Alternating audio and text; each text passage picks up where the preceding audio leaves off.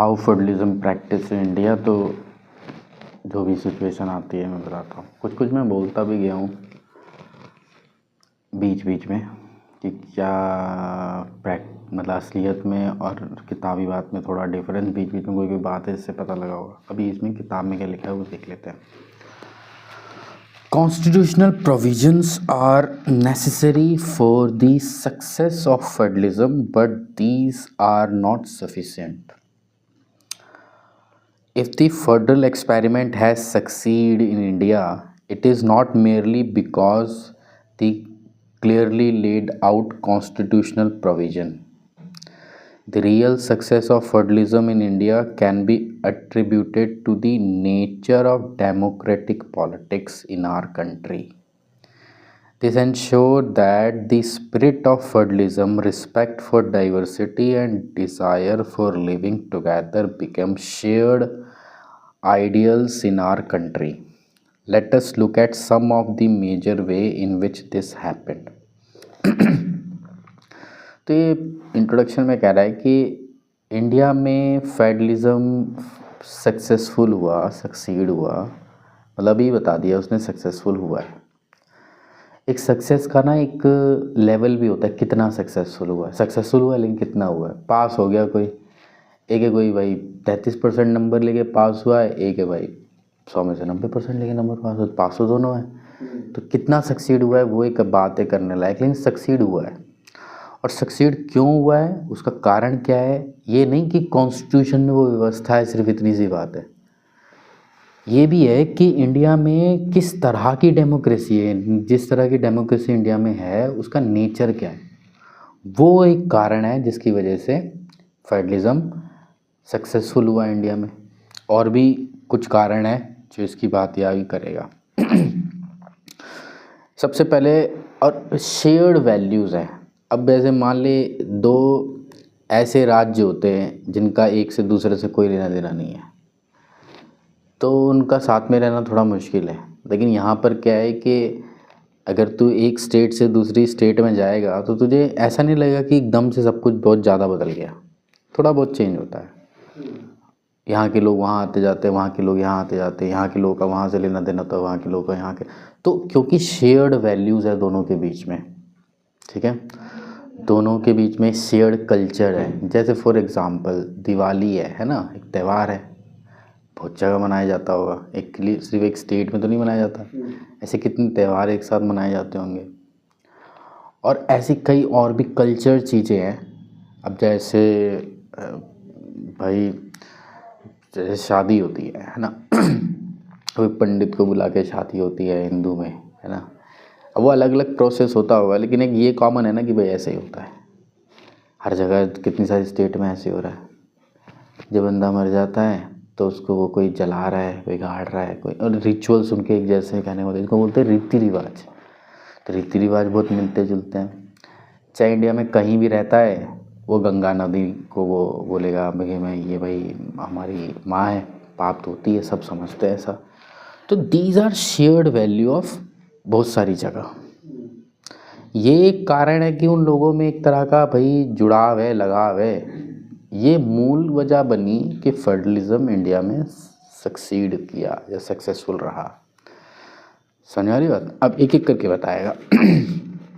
Linguistic states, linguistic मतलब भाषा को बोलते हैं linguistic state. The creation of linguistic state was the first and major test for democratic politics in our country. तो अब देश में इंडिपेंडेंस आई और जो पूरा देश का पूरा जो मैप था उसको अब हमें थोड़ा ऑर्गेनाइज करना था ऐसे कि हम उसको ज़्यादा तरीके से उसको हम अपने हिसाब से हम उसको गवर्न कर सकें। तो एक एक्सपेरिमेंट क्या किया गया कि ना लैंग्वेज के बेसिस पर स्टेट बाउंड्रीज बनाई गई। लैंग्वेज के बेसिस पे स्टेट बाउंड्री मतलब जैसे एक जैसी भाषा या मिलती जुलती भाषा बोलने वाली एक स्टेट, ठीक है। तो यही तेरे को ओवरऑल दिखेगा कि अब पूरे राजस्थान में घूमेगा तो एक राजस्थानी भाषा चलती है, पूरे राजस्थान में घूमेगा तो वही भाषा थोड़ी थोड़ी चेंज होती दिखेगी, लेकिन लगभग एक ही जैसा रहेगा। हरियाणा में घूमेगा तो पूरे हरियाणा में घूमेगा तो लोग जाट हरियाणवी भाषा बोलते हैं। हल्का फुल्का तेरे को चेंज मिलेगा, एक डिस्ट्रिक्ट से दूसरे डिस्ट्रिक्ट में जाएगा, वो भी तब तेरे को पता लगेगा जब तुझे उस भाषा का तेरे को ज्ञान है, क्या ये अलग है वो अलग है। बिल्कुल ही ज्ञान नहीं तो समझ ही नहीं आएगी ना। ऐसे यूपी में चला जाएगा तो वेस्ट यूपी में, जैसे यूपी में भाषा बोली जा रही है वैसे सेंट्रल यूपी में नहीं बोली जाती है, वैसे ही ईस्ट यूपी में नहीं बोली जाती, लेकिन मिलती जुलती भाषाएं होंगी। बिहार में जाएगा तो बिहार में सब जगह भोजपुरी नहीं बोली जाती, कई जगह भोजपुरी बोली जाती है, कई जगह मैथिली बोली जाती है, लेकिन दोनों में एक सिमिलैरिटी तुझे दिखाई देगी। ऐसे बंगाली है, ऐसी बाकी हर लैंग्वेज का है कि एक जैसा नहीं होता लेकिन मिलता जुलता है, काफ़ी दूर के एरिया तक करा जाता है। जहाँ से डिफरेंस काफ़ी ज़्यादा हो गया वहाँ से सोचा दूसरी स्टेट बना देते हैं। तो एक लैंग्वेज होती है तो एक कल्चर होता है, ठीक है, और एक लैंग्वेज होती है एक कल्चर होता है, तो वो एक जैसे उनकी वैल्यूज़ होती हैं, तो उनकी एक स्टेट होनी चाहिए ताकि वो अपने लिए डिसीजन ले सकें। तो ये एक सोच थी, जिस सोच से लिंग्विस्टिक स्टेट बनाई गई होंगी। अब जब हम लिंग्विस्टिक लैंग्वेज के बेसिस पे जब स्टेट बनाएंगे तो क्या होगा, लोग साथ देंगे गवर्नमेंट का या लोग विद्रोह करेंगे, ये पता नहीं था। तो इसकी वजह से क्या हुआ कि ये एक टेस्ट था कि जब हम ऐसा करेंगे तो क्या होगा। तो the creation of linguistic state was the first major test for democratic policy in our country. समझ में आया ना इसका मतलब, ये टेस्ट है। If you look at the political map of India when it began its journey as democracy in 1947 and that of 2019 और अभी का, you will be surprised by the extent of change। आप देखोगे बाप, तब का दिमाग हिल जाएगा कि भाई कितना चेंज हो चुका है मैप में, मैप की बाउंड्रीज में, स्टेट के नेम में, ठीक है, सब बहुत कुछ बदल गया। थोड़ा थोड़ा थोड़ा मिलता जुलता ऐसा लगता है। राजपुताना था, राजस्थान नहीं था, ठीक है। मैं तो बोलता ना, देखो कैसे कैसे नाम है। पूरा हैदराबाद एक स्टेट ही था, हैं। अब हैदराबाद एक जगह, एक डिस्ट्रिक्ट मान ले तू है, वो क्या कहते हैं, इस तरह पड़ेगा कि ये शायद पड़ेगा कहाँ का, ये इस जगह का नाम है कर्नाटका, शायद कर्नाटका, हाँ कर्नाटका या तेलंगाना इसका नाम है, नहीं यही कर्नाटका है। तो यहाँ पड़ेगा वो। तो इस तरह की बाउंड्री थी। अब ऐसा आप सरप्राइज हो जाओगे देख के, ये कह रहा है हो भी रहा है। In 1947, the boundary of several old states of India were changed in order to create new state। तो उस समय की बाउंड्रीज थी उसको चेंज कर दिया गया और नई स्टेट्स बनाई गई। This was done to ensure that the people who spoke the same language lived in the same state। ठीक है। Some states were created not on the basis of language but recognizing difference based on culture, ethnicity और geography। क्या है कि कई state तो language के basis पे बनाई, लेकिन कई जगह स्टेट बनाने का वजह ये नहीं थी कि उनकी लैंग्वेज अलग थी, उनका रहन सहन अलग था, ठीक है। तो जैसे ये नॉर्थ ईस्ट की जो स्टेट्स हैं इसमें ये डिफरेंस मिलेगा तुझे कि उनके कल्चर, एथनिसिटी का मतलब होता है ये उनके पूर्वज कौन है, ये अपने पूर्वज को ही मानते हैं, वो अपने पूर्वज को ही मानते हैं। और जियोग्राफी का मतलब है वहाँ पर ज़मीन वमीन कैसी है। कोई कहेगा कि नहीं भाषा नहीं, हमारे इस पहाड़ तक, इस पहाड़ से उस पहाड़ तक हमारा जगह है। तो जियोग्राफी के बेसिस पे, एथनिसिटी के बेसिस पे और कल्चर के बेसिस पे भी कई स्टेट डिवीज़न किए गए हैं, जिसके एग्जांपल ये इस तरफ की नॉर्थ ईस्ट की स्टेट मिलती हैं। This include state like Nagaland, Uttarakhand, Jharkhand. अब जैसे उत्तर प्रदेश में से उत्तराखंड काट के क्यों बना दिया? उत्तराखंड में भी जो भाषा बोली जाती है वो मोर और लेस हिंदी जैसी लगेगी, ठीक है। तो उसका वजह ये है कि उत्तराखंड अगर तू जाता है, उत्तराखंड बोले तो ये तेरा हरिद्वार, ऋषिकेश, ये सब तो पहाड़ी इलाका हो जाता है वो। तो पहाड़ी इलाके में जो गवर्नेंस चाहिए वो अलग टाइप की चाहिए, वहाँ के एजेंसी से अलग चाहिए, क्योंकि पूरा ज्योग्राफी अलग है। वो वहाँ के ट्रैफिक रूल्स को अलग तरह से सोचने पड़ेंगे, ठीक है, क्योंकि अलग तरह की ट्रेन है वो। तो जियोग्राफी के बेसिस पे, जियोग्राफी अलग थी तो उसके लिए एक अलग स्टेट रहे, अलग एक सरकार रहे, उसको सही से तब गवर्न कर पाएगी। तो एक एग्जाम्पल है झारखंड है। झारखंड बिहार का पार्ट था, ठीक है। तो उसको झारखंड को अलग कर दिया। क्यों? क्योंकि झारखंड की, अगर तू झारखंड या बिहार जाए तो वहाँ पर पहाड़ वाला प्रॉब्लम वो नहीं दिखेगा तुझे, लेकिन तू जब झारखंड से गुजरेगा ना तो तुझे एक अलग ही तरह का वो लैंडस्केप दिखेगा। सीधी ज़मीन नहीं है, ऊपर नीचे ऊबड़ खाबड़, और कोई नीचे बहुत गहरी, कहीं ऊंची, कहीं चट्टाने, स्मूथनेस नहीं मिलेगी। अब पूरे बिहार घूमेगा तेरे को, पूरे बिहार में तेरे को फ्लैट ज़मीन और ग्रीननेस मिलेगी। ठीक है, ईस्ट की साइड जितना जाएगा ग्रीननेस तेरे को बहुत ज़्यादा मिलेगी। और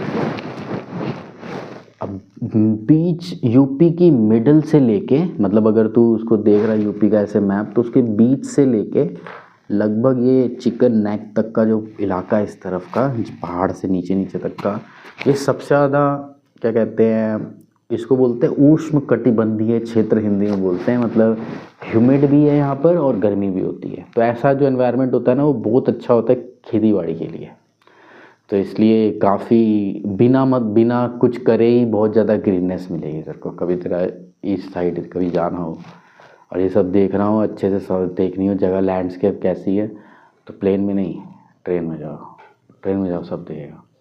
ट्रेन में यहाँ से लेके तू मान ले बंगाल तक, कलकत्ता तक चला जा, या फिर तू झारखंड पार करना तो झारखंड रांची वाची चला जा, तो तेरे को पूरा रास्ता ट्रेन में से पूरा लैंडस्केप दिखता चलेगा। समझ में आएगा भाई। और दूसरा है कि झारखंड का एक है कि वहाँ पर ना खनिज बहुत मिलते हैं, मिनरल्स। ठीक है, तो उसकी उस हिसाब से बहुत इम्पोर्टेंस है, उसकी गवर्नेंस ही अलग चाहिए। कोई खटखटा रहा है, उसकी गवर्नेंस ही पूरी अलग चाहिए, तो इसीलिए उसको बाद में जाके अलग किया गया। ठीक है तो झारखंड जियोग्राफी बोल सकता है इसको, तो जियोग्राफी अलग है दोनों की। नागालैंड भी एक एग्जाम्पल है, ऐसा ही कारण है उसके भी। तो सारे लैंग्वेज के बेसिस पे नहीं, कुछ और वजह से भी बने हुए हैं। ठीक है, when the demand for the formation of state on the basis of language was raised, some national leader feared that it would lead the disintegration of the country। जब भाषा के आधार पर स्टेट बनाने की डिमांड, सरकार जो है ना, कोई काम ऐसे अपने आप नहीं करती कि रात को सपना आया ये कर देंगे वो कर देते हैं। सरकार हमने इसलिए बना रखी है कि जो जैसा चल रहा है उसे वैसे चलने दो, यथास्थिति बनी रहे। पुलिस वालों की भाषा में बोलते हैं लॉ एंड ऑर्डर मेंटेन रहे, यही सब कुछ जैसा चल रहा है चलते रहे, इसमें कोई अचानक परिवर्तन ना हो, उसे लोग पसंद नहीं करते। तो कभी भी तेरे को सरकार ये चीज़ें इसलिए यहाँ पर बहुत स्लो चलती हुई दिखेंगी कि यार कोई चीज़ चल रही है वो वैसी चल रही है बहुत दिन से। Thank you ma'am.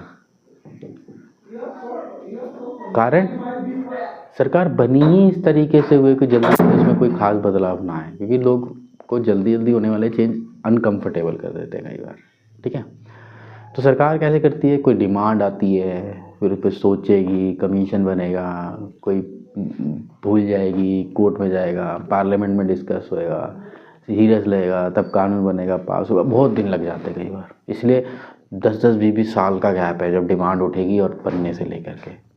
ना देश के लेवल पे बात हो रही है ना, कोई हमारी पर्सनल लाइफ की बात तो नहीं हो रही जो 50 साल की हमें सब जल्दी काम करना है। यहाँ तो देश है, सोच समझ के करना पड़ेगा सब कुछ। पता लगे आज जल्दीबाजी में कुछ किया, 10 साल बाद तो हो जाएगा बात। तो हर पक्ष का सुनना पड़ेगा तुझे।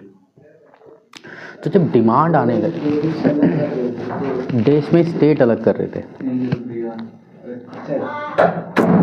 देश में स्टेट अलग कर रहे थे, तो इन्हें जब भी 2/3 मेजॉरिटी चाहिए थी, मतलब नहीं, ये वाला जो स्टेट की बाउंड्री डिफाइन करने के लिए जो कॉन्स्टिट्यूशन चेंज करने की जरूरत नहीं, वो यूनियन लिस्ट में है वो पावर, सेंट्रल गवर्नमेंट के पास पावर है, सेंट्रल गवर्नमेंट की पावर वाली लिस्ट में वो सब्जेक्ट है, उसके लिए उसको करने की कोई जरूरत नहीं है। तो वो डायरेक्ट अगर पास कर दे ऑर्डर तो हो जाएगा उससे स्टेट अलग। हाँ हो जाएगा, किसी परमिशन नहीं लेनी पड़ेगी, नहीं लेनी पड़ेगी। लेकिन यार कुछ कर देने से नहीं होता ना, लोगों को बात मानना ज़रूरी है। अगर लोग माने ही ना, बोले कि हम नहीं, जब कुछ भी कह रहे हम नहीं मानते। ठीक है, अभी जैसे 2019 में एक कानून पास हुआ, इसमें कुछ किसानों से रिलेटेड कानून था। अब पावर थी, पास कर दिया गवर्नमेंट ने पार्लियामेंट में, ठीक है, कैसे भी किया। अपोजिशन बोल रहा भाई नहीं करना चाहिए, फिर भी गवर्नमेंट ने कैसे भी कर लिया मेजोरिटी लगा के अपनी। लेकिन वो लोग जिन पे लागू होना था उन्होंने आंदोलन किया, ठीक है, सड़क जाम की, 1 साल 2 साल तक 3 साल तक बैठे रहे वो सड़क पे। तो गवर्नमेंट को एक समय बाद इलेक्शन आ जाता है ना, तो गवर्नमेंट के लिए वो इमेज ख़राब होने वाली बात होती है, इलेक्शन में हार जाएगी, तो फिर 2-3 साल के बाद वो कानून को उसे वापस लेना पड़ा। तो अगर कर भी दे कोई गवर्नमेंट, यही तो समझने वाली चीज़ है कि real power belongs to people. अगर गवर्नमेंट अब उस हिसाब से नहीं चलेगी, उस प्रोसेस को फॉलो नहीं करेगी, तो अल्टीमेटली क्या होता है, फ्रिक्शन होने लगता है, लोग उसको अपोज करते हैं, ठीक है। कई बार ऐसा भी होगा कि भाई ऐसे लोगों पे होगा वो अपोज ही ना कर पाए तो, ठीक है। अगर कोई ऐसे लोग हैं जो ऑर्गेनाइज होके कर सकते हैं आंदोलन, ठीक है, कोई ऐसे लोग हो जो ऑर्गेनाइज होके कर ही ना सके तो वो एक प्रॉब्लम होगी, भाई वहाँ कैसे होगा। तो वहाँ पर भी चेंज होता है, लेकिन वो स्लो होता है, वहाँ आंदोलन नहीं होता, वो धीरे धीरे अंदर होता रहता है। अल्टीमेटली तो होना यही है ना कि वोट होने हैं भाई, डेमोक्रेटिक है तो वोट होने, उससे सरकार चुनी जानी है। चाहे आंदोलन हो चाहे नहीं हो, अल्टीमेटली तो 5 साल बाद इलेक्शन में जाना है फिर से।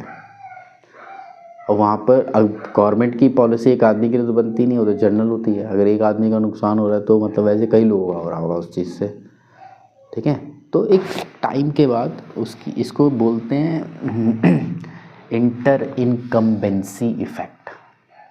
लंबे समय तक जब कोई सरकार रहती है, उसके कामों की वजह से लोगों में ना एक उस सरकार के प्रति वो बढ़ता है, इसको ना चुनने की प्रवृत्ति बढ़ती है। तो फिर क्या होता है, उसके बाद वोट जब आते हैं तो वो उसके अगेंस्ट में वोट करता है, जो उसके सपोर्ट में वोट कर रहा होगा पिछली 2-3 बार हो सकता है। तो ये चीज़ होती है।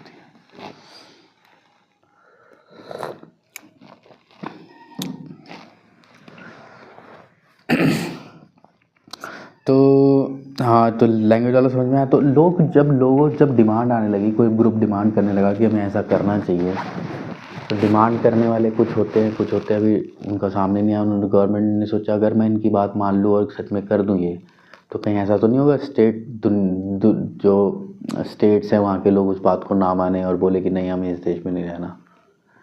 तो ये बहुत फियर्ड था सेंट्रल गवर्नमेंट में इसका।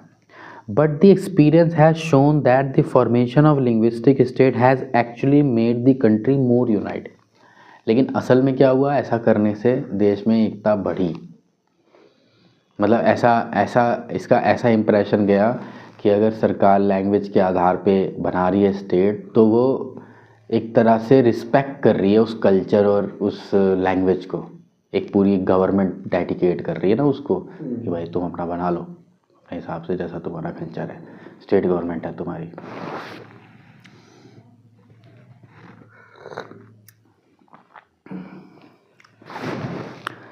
It has more administration easier, और आसानी से क्योंकि ज़्यादा सरकारें होंगी, एक राज्य को अलग सरकार मिल जाएगी, तो अच्छे से एडमिनिस्ट्रेशन हो सकता है, उसका मतलब कामकाज चल सकता है, प्रशासन चल सकता है।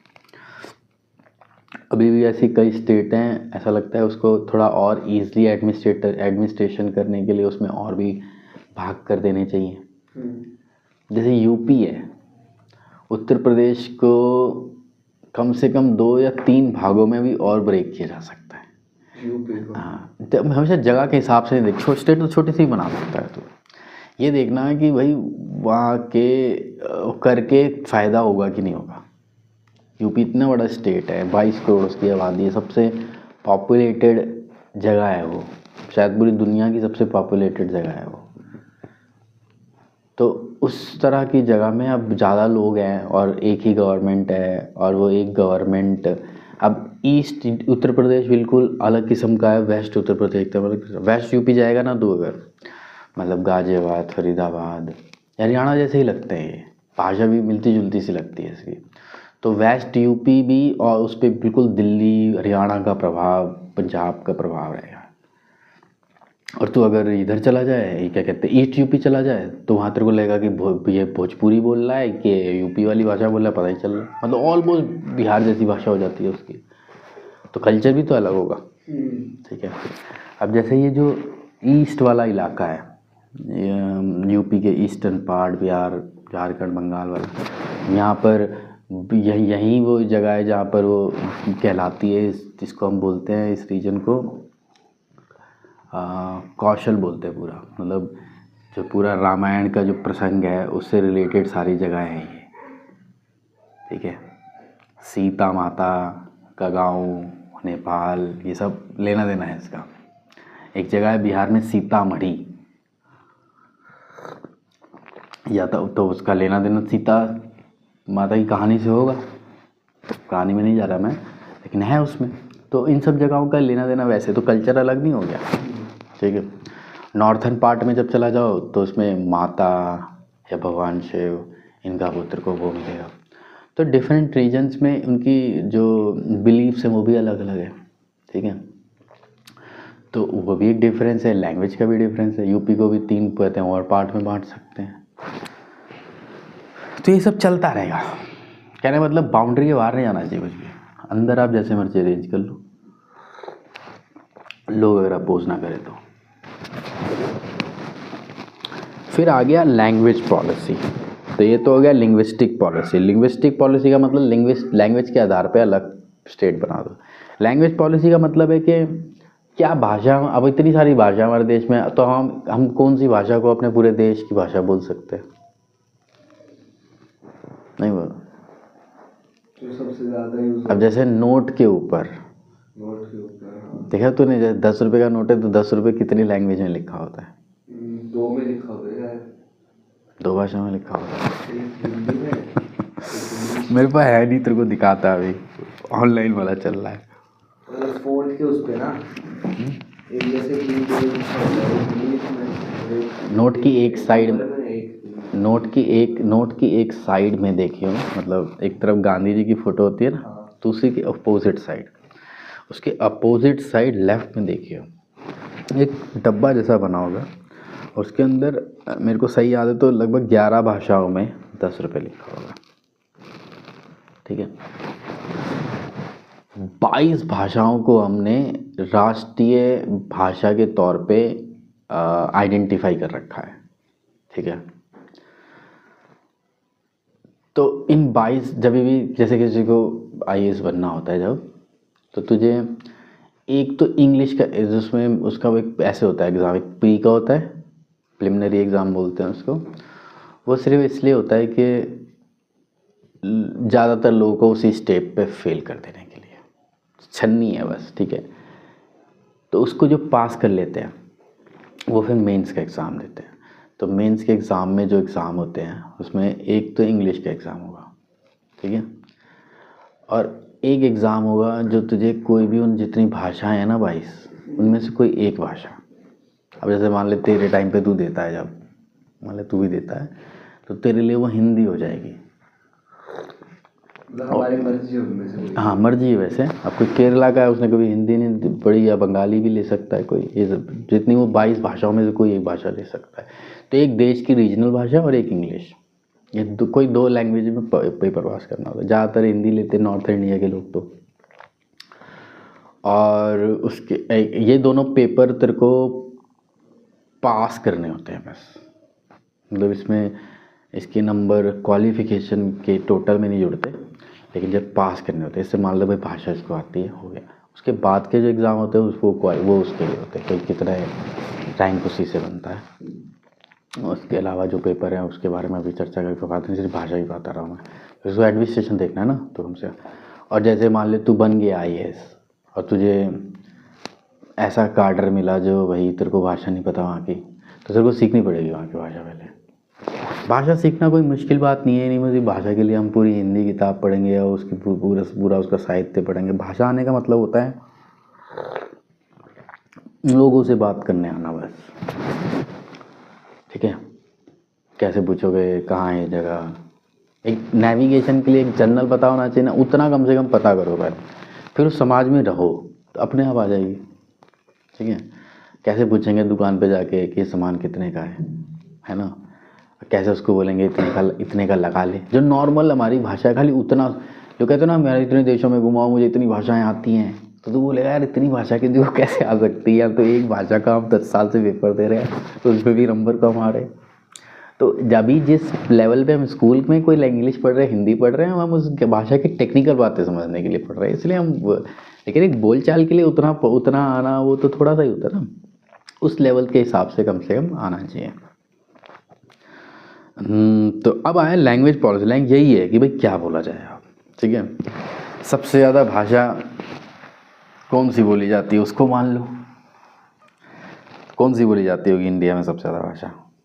हिंदी बोली जाती होगी। हिंदी बोली जाती है। कितने % लोग हिंदी बोलते होंगे? अगर 22 भाषा है तो उसके हिसाब से 40% लोग जैसी मर्जी हिंदी बोल ही लेते हैं, और मेरे हिसाब से लगभग 80% लोग समझ लेते हैं बोलचाल वाली, ठीक है। वो प्रेमचंद की कहानी है। इंग्लिश बोलनी नहीं आती पर समझ आ जाती है। हिंदी का भी ऐसा है कि पूरे इंडिया में घूम ले हिंदी लगभग, हाँ ऐरा तेरा करके समझ लेते हैं लोग। 40% लोग बोलते हैं। 140 करोड़ का 40% कितना हुआ? 100 करोड़ का ही 40 करोड़ हो गया। तो 40 करोड़ का और निकालना पड़ेगा 40%, कितना गया? 40 लाख 40 लाख 4 लाख 4 लाख, मतलब 40 करोड़ का सिर्फ 4% 40 लाख ही आएगा। तो इस हिसाब से हो गए कितने? 44 लाख, है ना।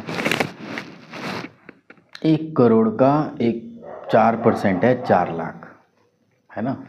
40 करोड़ 4 × 40 होगा ना, 400 लाख।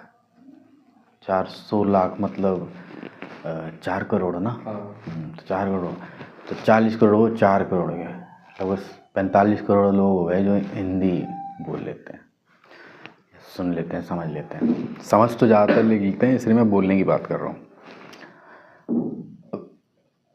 40 करोड़ लोग पूरी दुनिया की आबादी में ऐसी कितनी कौन सी लैंग्वेज होगी जो सबसे ज़्यादा आबादी बोलती होगी? तो अंदाजा ही लगाना है, ऑब्वियसली कोई तूने पढ़ के थोड़ा कब बताया। मैं तो एक ऐसे बोल रहा हूँ तेरे दिमाग में क्या आइडिया है इस बारे में? हिंदी हो गया। अगर हिंदी सबसे ज़्यादा तो देख इंग्लिश बोली जाती है, पूरी दुनिया की बात कर रहा हूँ मैं। पूरी दुनिया में। लेकिन जब हम दूसरे नंबर पे जाते हैं ना, तो दूसरे नंबर पे हमें ये हमारी भाषाएं मिलती हैं पूरी दुनिया के लेवल पे भी। इतने लोग ही हैं इंडिया में। दूसरे नंबर पे पूछेगा हिंदी के बाद कौन सी भाषा सबसे ज़्यादा बोली जाती है, तो कहा जाता है बंगाली बोली जाती है, ठीक है। तो ये है भाषाओं का हिसाब किताब। और ऐसे देश में तुझे एक नेशनल लैंग्वेज नहीं बना सकता, एक तो नहीं बना सकता ना, थोपने वाली बात हो जाएगी। हिंदी जो समझ बोल रहे भी रहा है वो भी नहीं मानना चाहेगा कि मैं हिंदी को नेशनल भाषा मान लूँ, क्योंकि उसकी मातृभाषा कुछ और है ना। मलयालम कोई बोलता है तो उसके लिए मलयालम ही वहाँ होगी। भाषा तो मदर जैसी चीज़ हो जाती, मदर जैसी नहीं, मदर ही होती है वो। मदर क्यों बोलते हैं उसको, भाषा को? क्योंकि तुझे खाना भी चाहिए तो तू मांगता है मुंह से किसी भाषा में, तब तो तुझे मिलता है ना, नहीं समझा? तो माँ से भी खाना चाहिए तो हमें बीच में एक माँ लानी पड़ती है, वो अपने आप में वो भाषा है, समझ में आ रही है? वो माँ भी तब खाना देती है हमें जब बीच में वाली माँ आती है, इसलिए उसको माँ का दर्जा मिला। क्योंकि पेट में खाना भी तभी, जैसे बच्चा रोएगा तभी तो मम्मी खाना खिलाएगी। तो उस कहावत में रोने की जगह बच्चा बड़ा हो गया बोल रहा है, तो बीच में क्या बोल रहा है वो? किसी न किसी भाषा में ही बोल रहा है, इसलिए उसको माँ का दर्जा मिला हुआ है। ध्यान से सोचेगा तेरे को और भी 2-4-5 रीज़न मिल जाएंगे। तो अब मदर है, उसको कैसे कैसे छोड़ देगा ना। अब चाहे वो इंग्लिश कितनी अच्छी आ जाए, कुछ भी आ जाए, लेकिन तेरे को तेरी अपनी जो लैंग्वेज है उसके लिए तेरे को, उसको कोई बोलेगा उसको छोड़ के तुझे वही अब इंग्लिश ही बोलनी है सब जगह, तेरे को अजीब लगेगा वो। तो इसलिए नहीं बना सकते किसी एक भाषा को या 2 भी भाषा को। तो क्या नियम चलता है इंडिया में कि भाई इंग्लिश को हम अपनी ऑफिशियल लैंग्वेज की तरह यूज़ करते हैं, बोला मैंने, मान बना रखा है, ऑफिशियल दर्जा नहीं दे रखा, यूज़ करते हैं हम उसको। हिंदी को भी यूज़ करते हैं, ठीक है। जो हिंदी स्पीकिंग यानी नॉर्थ इंडिया की जितनी स्टेट है, जो अपनी इंग्लिश में और अपनी उस लैंग्वेज में, ठीक है, ये 2 लैंग्वेजेस यूज़ करते हैं। तो ये है। अब इस किताब में क्या लिखा है वो भी पढ़ लेते हैं। Language policy, a second test of Indian federation is the language policy. Our constitution did not give the status of national language to any language. Hindi was identified as official language, but Hindi is mother tongue of only 40% of Indian and not India. Therefore, there are many safeguards to protect other language. तो इसका मतलब अगर हिंदी को बना दोगे तो बाकी language protected नहीं रह पाएंगे। क्या होता है, जैसे तू किसी किसी भी लैंग्वेज को नेशनल लैंग्वेज बनाएगा ना, तो अब बच्चे जो छोटे होते हैं उनके माँ बाप बोलेंगे तू वही लैंग्वेज पढ़, उसी में तेरे को काम मिलेगा, उसी में तेरे को नौकरी करनी है। तो उन पर वही लैंग्वेज पढ़ने का दबाव बनाया जाएगा, और वो लैंग्वेज पढ़ने का दबाव बनाया नहीं जाएगा जिसका कुछ आ नहीं रहा पेपर में, है ना। ऑफिशियल मतलब सारा सिस्टम ही चलेगा ना उससे, तो वो धीरे धीरे वो लैंग्वेज इग्नोर हो जाएगी। तो आज पॉलिसी बनेगी, हो सकता है 100 साल बाद वो लैंग्वेज बोलने वाले लोग ना मिल रहे हो, जैसे आज संस्कृत बोलने वाले लोग नहीं मिलते हैं कि भाई संस्कृत बोल रहे हैं। पहले मिलते होंगे, संस्कृत बोलते होंगे लोग, है ना। ये ना एक लोगों को ना एक यहाँ पर कन्फ्यूज़न है। वो कन्फ्यूज़न ये है कि एक संस्कृत भाषा ऐसी कोई भाषा है जिसको बोला जाता था। संस्कृत भाषा वो भाषा ही नहीं है जिसको बोल सकते हैं। It's like a Greek language, ठीक है, Latin language, Latin dead language कहलाती है। वो बोली नहीं जाती, सिर्फ लिखी जाती है। बायोलॉजी के जो नाम नहीं होते, जो एनिमल्स के नाम होते हैं, होमो सेपियंस, आना टिग्रीना, लियो पैंथर, तो ये सारे नाम लैटिन है। इनको लिखेगा तो बोलते समय गलतियाँ हो सकती है, इसलिए इसको बोलना, इसका बोल रहा है तो, लेकिन इसको बोलने वाला लैंग्वेज नहीं माना जाता। संस्कृत जैसी जो भाषा चलती थी जिसको लोग बोलते थे, उसको लैंग्वेज को बोलते थे प्राकृतिक भाषा। जब भगवान बुद्ध हुए होंगे ना, गौतम बुद्ध, तो उस ज़माने में यही भाषा चलती थी जिसको बोलते थे प्राकृतिक भाषा। जब वो भाषा व्याकरणीय या व्याकरण, जो व्याकरण का वो होता है ना, स्कॉलर जानता है बहुत ज़्यादा, उसको बोलते हैं व्याकरणीय है, ठीक है। तो उन लोगों के हाथ में जब वो भाषा आई तो उसको उन्होंने ना थोड़ा ऐसे एडजस्ट किया, ऐसे उसमें चेंजेस किए ताकि वो लिखने के पॉइंट ऑफ व्यू से एग्जैक्ट बन सके, ठीक है। तो हम इसको बोलते हैं प्राकृतिक भाषा का ना संस्कार किया गया। उसको उसमें लैंग्वेज, उसकी रूल्स बनाए गए, उसके ग्रामेटिकल क्लैरिटी लाई गई उसमें। तो प्राकृतिक भाषा को संस्कार किया, तो जो भाषा बन गई उसका नाम पड़ा संस्कृत, ठीक है। संस्कारित किया गया एक भाषा को, तो एक डिफाइन, एक स्टैंडर्ड लैंग्वेज बनी जिसमें सारे टेक्स्ट लिखे जाते थे। टेक्स्ट मतलब किताबें, वेद पुराण, ये सब जो भाषाएं हैं, तो एक स्टैंडर्ड लैंग्वेज है वो, ठीक है।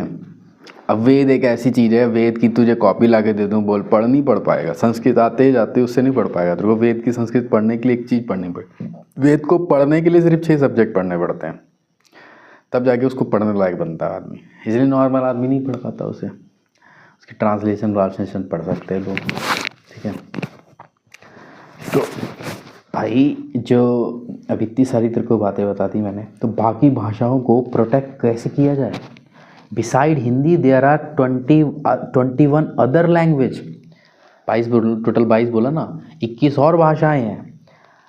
21 और भाषाएं हैं recognise in scheduled language by the constitution. Constitution में तो 22 भाषाएं लिखी गई हैं जिसको बोला गया है भारत में बोलने वाली भाषा है। किसी को ऑफिशियल लैंग्वेज नहीं बोला।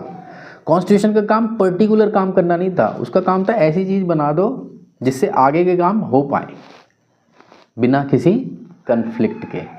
कानून नहीं बनाया कॉन्स्टिट्यूशन ने, लेकिन कानून कैसे बनेगा, कैसे चलेगा, किसकी क्या पावर है, क्या है, वो है कॉन्स्टिट्यूशन, द फर्स्ट डॉक्यूमेंट, ठीक है। तो उसने 22 भाषाओं को भारत की भाषा जो है वो आइडेंटिफाई किया कि भाषाएं बोली जाती हैं। A candidate in an examination conduct for a central government position may opt to take the examination in any other language. वही IAS वाला एग्जाम्पल दे रहा है. जब कोई गवर्नमेंट सर्विस एग्जामिनेशन देने जाता है तो इन 22 में से कोई भी भाषा में एग्जाम दे सकते हो ना. पेपर हिंदी इंग्लिश दोनों में छपा हुआ आता है. ठीक है. और तू अगर कर्नाटक चला गया तो वहाँ पर कन्नड़ और इंग्लिश दोनों में मिलेगा पेपर. वहाँ के लोगों की मदर टंग की हुआ है. गुजरात में चला गया तो गुजराती में भी लिखा होगा पेपर, इंग्लिश में भी लिखा होगा पेपर. ठीक है. हिंदी क्यों नहीं? हिंदी जरूरत नहीं पड़ रही. वहाँ के लोगों की मदर टंग गुजराती है, इंग्लिश वो सीख रहे हैं, हिंदी बोलचाल वाली उन्हें आती है. ठीक है. 2 भाषाएं ज़रूरी होती है पास करने के लिए.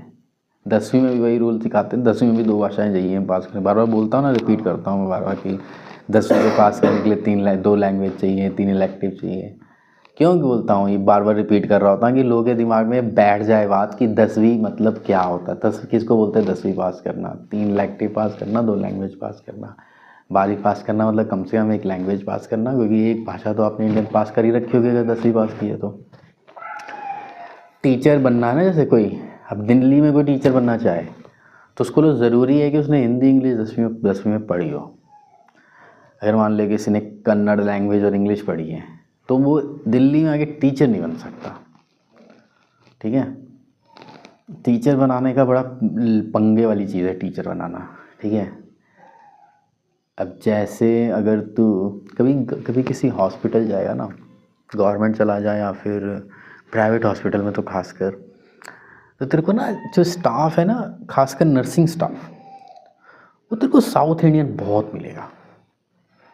अपनी भाषा में लगे रहता है गड़गड़, मतलब अपनी मतलब वहाँ की भाषा में बहुत मिलेंगे तुझे. नोटिस किया है? ठीक है. कोई बात नहीं, आने वाले टाइम में करियो. दूसरी जगह है, अगर तू तिहाड़ घूमने चला गया, चल देखने के लिए, तो वहाँ तुझे जो जनरल पुलिस मिलेगी जो पूरा संभाल रही है, उसका एडमिनिस्ट्रेटर कौन है वो डजेंट मैटर, जो चला रहा है वो सारे तेरे को दूसरी लैंग्वेज वाले में आएगी. ऐसा क्यों किया गया है? अब जैसे हॉस्पिटल और पुलिस हो गई, एक ऐसी सर्विस है जो बहुत एसेंशियल सर्विस है.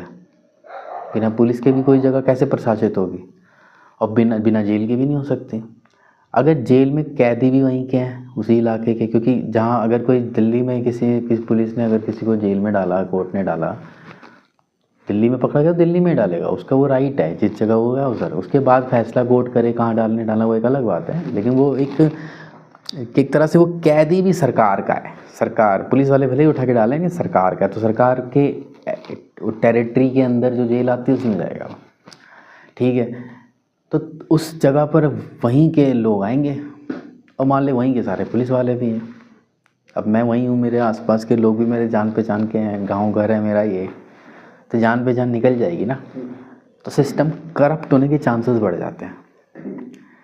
तो इसीलिए हमने क्या किया कि यहाँ पर उन पुलिस वालों को ले आए जो यहाँ की भाषा तक ना जानते हो, क्योंकि उन्हें तो अंदर रूल फॉलो करके चलाना है सारा एडमिनिस्ट्रेशन, बाहर जाना ही नहीं उन्हें. और वो ये भी, और अंदर जो कैदी हैं वो जान पहचान निकाल नहीं सकते उनसे. ठीक है. तो एक तरह से करप्शन को रोकने के लिए ये, और एक ऐसा हॉस्पिटल में भी है.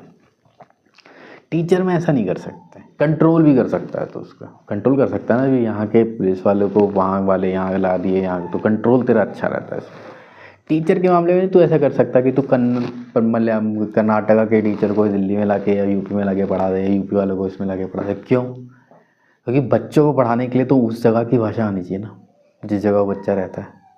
तो टीचर के मामले में क्या है कि टीचर जो खासकर स्कूल लेवल पे जो टीचर है और जो बच्चा है वो एक ही स्टेट में रह रहा हो तो वो पढ़ाते हैं एक दूसरे को. ठीक है.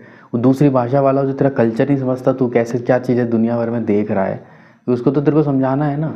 अब तेरा एनवायरनमेंट क्या है उसको पता ही नहीं रहा, तो तेरे को क्या बताएगा, एग्जाम्पल ही नहीं दे पाएगा तेरे को कोई. तो टीचर में हम वो कर नहीं सकते, इसलिए टीचर्स की कम्युनिटी को कंट्रोल करना जो है काफ़ी मुश्किल काम हो जाएगा. समझ रहे बात को? तो ये क्या है कि उसमें इसलिए उसमें कोर्सेज बने स्पेशल, पहले वो करो, ये करो, वो करो.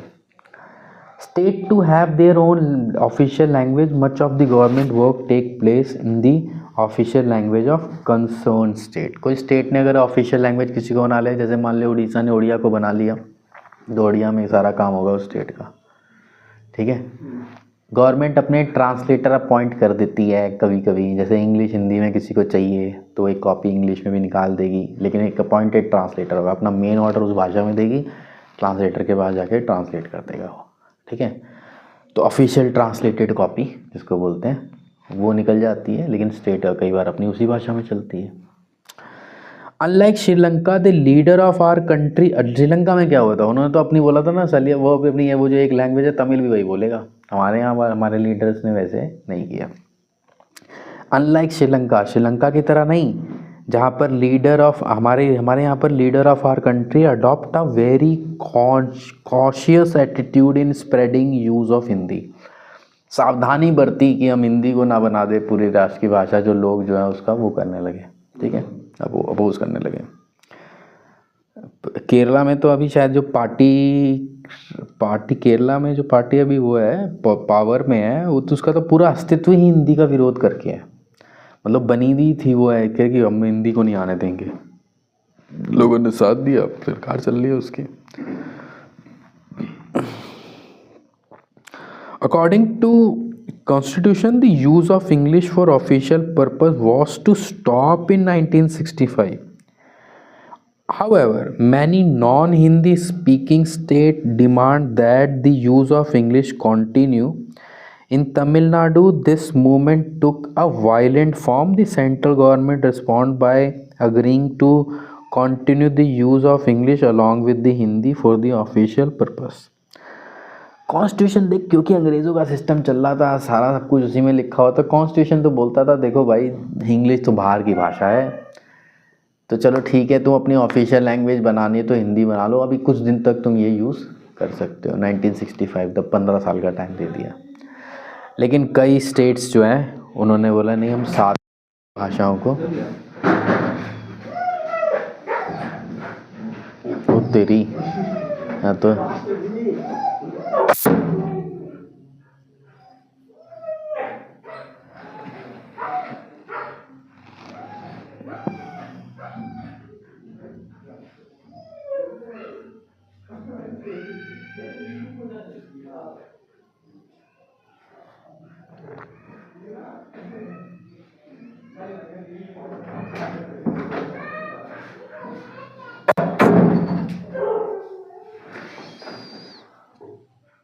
लेकिन तमिलनाडु में दोनों लैंग्वेजेस को फिर यूज़ करना पड़ा, क्योंकि बहुत सारे लोगों के लिए इंग्लिश भी एक इम्पोर्टेंट लैंग्वेज थी, अभी तक चली रही। Many critics think that this solution favour English speaking elite, कई लोगों ने बोला कि ये जो फेवर किया गवर्नमेंट ने कि चलो इंग्लिश को अभी भी चलने दो, इससे किनको वो मिली, किनको हेल्प मिली, किनको फेवर मिला, जो इंग्लिश स्पीकिंग इलीट था। इंग्लिश को ऐसा समझा जाता है हमारे यहाँ, हमारे कल्चर में, इंडिया में, मतलब कि ये रिच क्लास की लैंग्वेज है, ठीक है।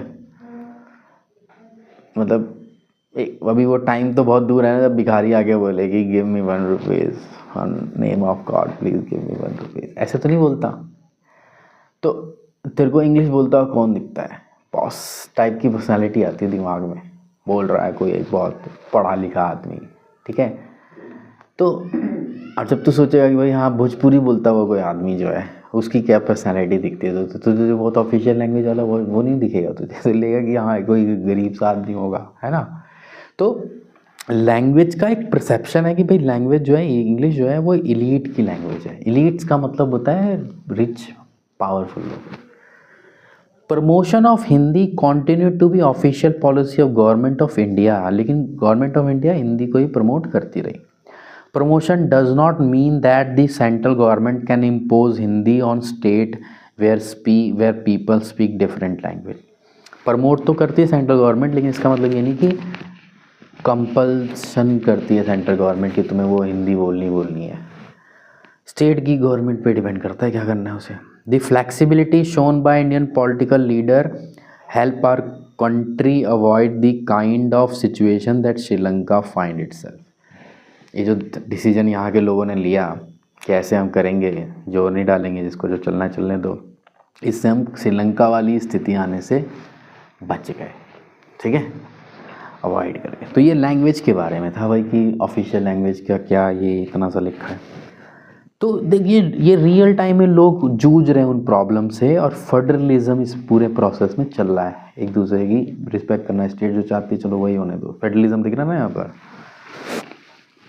सेंट्रल स्टेट रिलेशन, अब सेंट्रल स्टेट के जो रिलेशनशिप है उसके अंदर फेडरलिज्म की चर्चा करेगा। लैंग्वेज पे हो गया सारा। रीस्ट्रक्चर, क्या तू आज पार्टी वाटी है क्या, बुला रहे क्या? नहीं, कौन था? भाई था वो कोई एक उसके साथ कुछ और भी था। वो भी भाई था। बड़ा डेंजर सा लग रहा था यार। Restructuring the central state relation is one more way in which federalism has strengthened in practice. Restructuring the central state relation is one more way in which federalism has been strengthened in practice. How the constitutional arrangement for sharing the power work in the reality depends to a large extent on how the ruling party and leader follow these arrangements. For a long time, the same party ruled both at the center and in most of the state. This meant that the state government did not exercise their right as autonomous federal unit. As and when the ruling party at the state level was different, the parties that rule at the center tried to undermine the power of state. In those days, the central government would often misuse the constitution to dismiss the state government that were controlled by the rival party. This undermined the spirit of federalism. तो पहले ही विवाद से शुरू किया इसने। कहता है यहाँ पर थोड़ा फेडरलिज्म में तुम्हें दिक्कत है। कहता है कि एक अरेंजमेंट बना है कॉन्स्टिट्यूशन में कि स्टेट गवर्नमेंट की पावर क्या है और सेंट्रल गवर्नमेंट की पावर क्या है ना। इस लिस्ट के बारे में बता रहा है। तो ये चलता रहा, ठीक है। और ज़्यादातर समय क्या हुआ कि जो पार्टी सेंटर में रूल करती थी वही पार्टी ज़्यादातर स्टेट में भी रूल करती थी। जैसे स्टार्टिंग में कांग्रेस करती थी, नाम ले रहा पर नाम ले सकते हैं कि कांग्रेस 1947 से काफ़ी दूर तक काफ़ी सारी स्टेट में भी कांग्रेस की गवर्नमेंट्स होती थी। तो जब एक ही पार्टी की गवर्नमेंट होती है और पार्टी का एक अपना स्ट्रक्चर होता है, पार्टी में एक अध्यक्ष है, कोई कुछ है कोई कुछ है, तो जैसे वो कहते हैं वैसे सब कुछ चलता है। तो तब तो स्टेट और सेंटर के बीच में क्लैशेस उतने नहीं होते थे। लेकिन जब कभी किसी स्टेट में कोई दूसरी पार्टी जीत जाती थी और वो अपने हिसाब से सोचती थी हम स्टेट को चलाएंगे, तब उनके बीच में फ्रिक्शन होता था, ठीक है। और तब उनके बीच में फ्रिक्शन होता था और कई बार तो ऐसा भी हुआ कि सेंट्रल गवर्नमेंट ने अपनी पावर का मिसयूज़ करके, उसको एक पावर है कि किस जगह वो राष्ट्रपति शासन लगा सकती है। राष्ट्रपति शासन का मतलब ये हुआ कि प्राइम मिनिस्टर का रूल यानी सेंट्रल गवर्नमेंट का रूल हो गया। तो उसने पावर का मिसयूज़ करके कई बार स्टेट गवर्नमेंट को रद्द भी कर दिया। ऐसा हुआ है, कई एग्जाम्पल हैं इसके। तो हम यहाँ इस चीज़ को देख सकते हैं कि यहाँ पर स्पिरिट ऑफ फेडरलिज्म जो है वो अंडरमाइन हुई, उसको जो है अंडरमाइन किया है। अंडरमाइन का मतलब है उसको नीचे रखा गया, उसको जो है वो दर्जा नहीं मिला जो जैसे फॉलो करना चाहिए था। तो यहाँ पर दिख रहा है कि भाई यहाँ थोड़ी सी समस्या है। लेकिन ऐसे भी बोल सकते हैं कि ये एक स्टेज है जिस स्टेज से पास किया हो कि वन पार्टी रूल चल रहा था पहले, दूसरी गवर्नमेंट आई है, अब फिर उनके बीच में ये सब चला है। अब ये कितने दिन चलता है, अब इसके बाद और 40-50 साल बाद क्या होता है, और 40-50 साल बाद क्या होता है। तो ये चीज़ डेवलप होती रहेगी, सीखते रहेंगे लोग इससे। All this change significantly after 1990s। और ये सब जो चीज़ें हैं 1990 के बाद इसमें बदलाव आना शुरू हो गए। This period saw rise in regional political party in many state of country. जब ये समय 1990 आया तब क्या हुआ, नई नई पार्टी अलग अलग राज्यों में बनने लगी, ठीक है। दिस पीरियड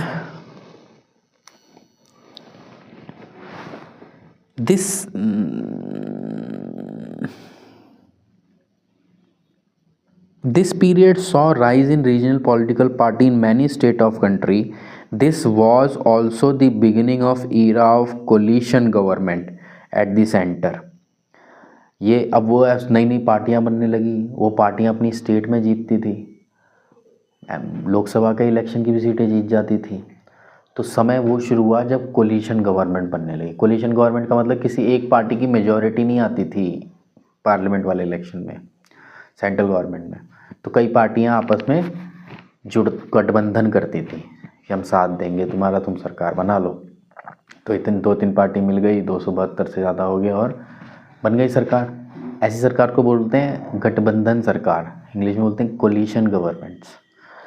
कोलिशन गवर्नमेंट का समय आ गया। Since no single party got a clear majority in Lok Sabha, the major national party had entered into an alliance with many party including several regional party to form a government at the center।